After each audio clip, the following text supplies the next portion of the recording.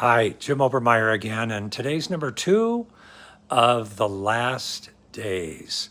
There have been movies made about the last days. There have been movies made about the earth being changed, the end of the world, and all of those things. But what is it really that the Bible talks about is going to happen? Well, Jesus in the Gospel of St. Matthew, the 24th chapter, talked about what was going to happen in the last days and what would be the signs of his coming. The Bible tells us that there will be signs in the sun, moon, and the stars.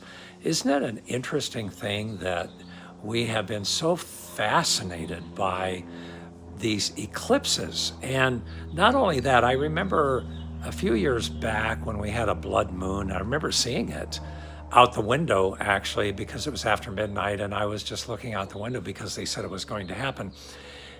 Who ever heard of blood moons when I was young? Nobody. There's so many things happening now that we don't understand why they're happening or why there's so much attention on them now.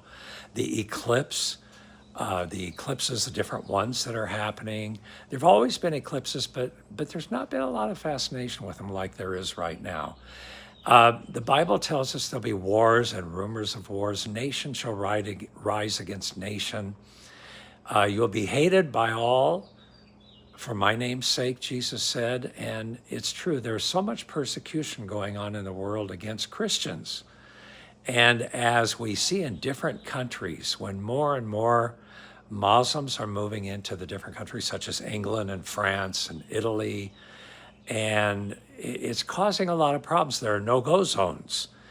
Are these signs of the last days where false religions are coming into view that really try to steal away people's hearts from the true and living God?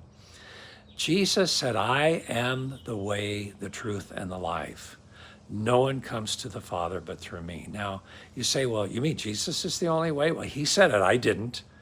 And you say, well, who was Jesus? Well, he was God come in the flesh. He came to this earth to become one of us. The gospel is very simple. He came to pay the price for our sin, for our evil. And he died in our place. We deserve to die. We have disobeyed God's laws. We have come against God. So Jesus died, but the proof is in the resurrection.